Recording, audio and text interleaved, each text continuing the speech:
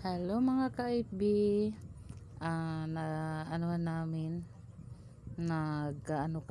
nagkayayaan kaming tropa. Nagpunta kami diyan sa isang katropa namin na may malapit sa malaking ilog. Kung tawagin dito sa amin is Suba.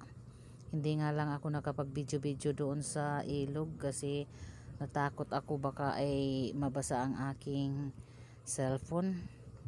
Ayan, sila lang ang nanguha doon sa sa ilog. Takot ako, malalim kasi, medyo malalim kasi pa hindi high tide na. Ay, papasensyahan nyo na ang ingay.